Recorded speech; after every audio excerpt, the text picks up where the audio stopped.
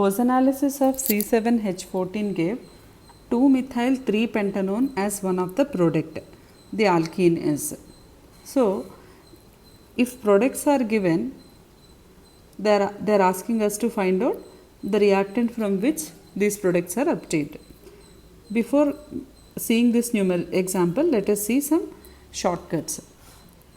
Now, if alkene is given, let us suppose this is the alkene given, and on the arrow there is ozone and zinc, means this reaction is ozanalysis.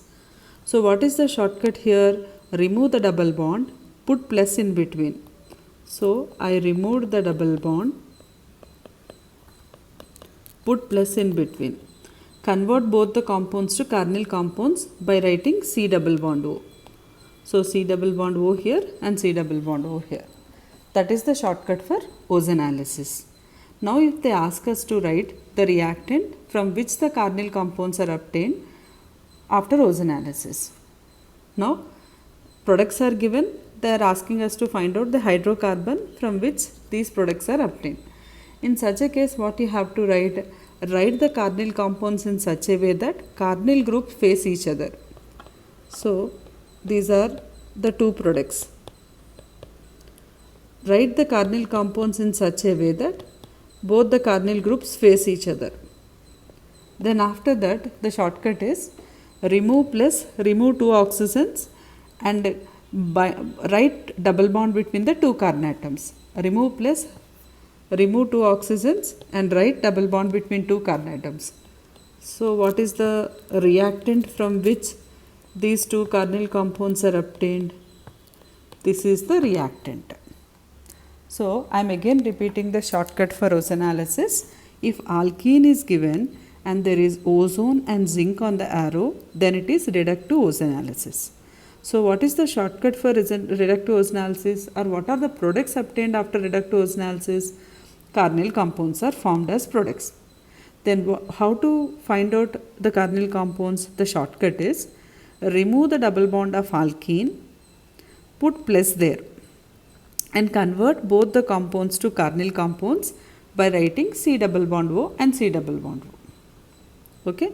Now, if carbonyl compounds are given, means these are the carbonyl compounds formed after ozanalysis. What is the alkene which gives these carbonyl compounds? If the question is like that, what we have to do? Write the carbonyl compounds in such a way that the carbonyl groups face each other. Remove plus, remove oxygens, put double bond between those two carbon atoms. So that is the shortcut. Now, if you see in the given compound, they are telling that 2-methyl-3-pentanone is formed as one of the product of ozanalysis. Then the alkene is they are asking. Okay. Now let us write the structure of 2-methyl-3-pentanone.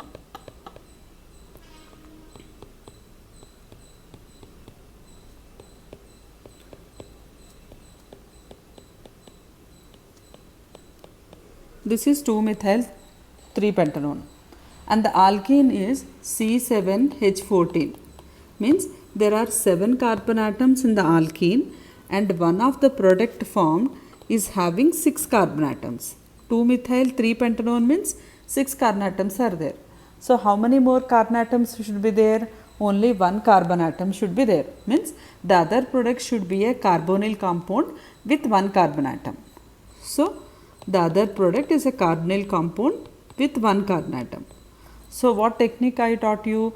Write the carbonyl compounds in such a way that both the carbonyl groups face each other. Okay. Then what we have to do?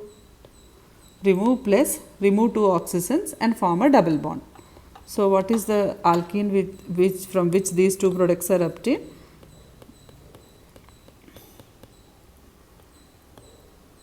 Double bond CH2. I removed two oxygens, I removed plus and put double bond between the two carbon atoms.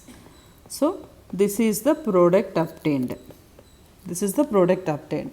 So what is the name of the compound? Longest possible chain. 1, 2, 3, 4. But 1-ene. And what is there on the second carbon atom? Ethyl group. And what is there on the third carbon atom? Methyl group. So the name of the alkene is 2-ethyl 3-methyl but 1-ene. I am again repeating, 2-ethyl 3-methyl but 1-ene should be the alkene. Now let us see where is that option. 2-ethyl 3-methyl but 1-ene. So your answer should be option B. Answer is 2-ethyl 3-methyl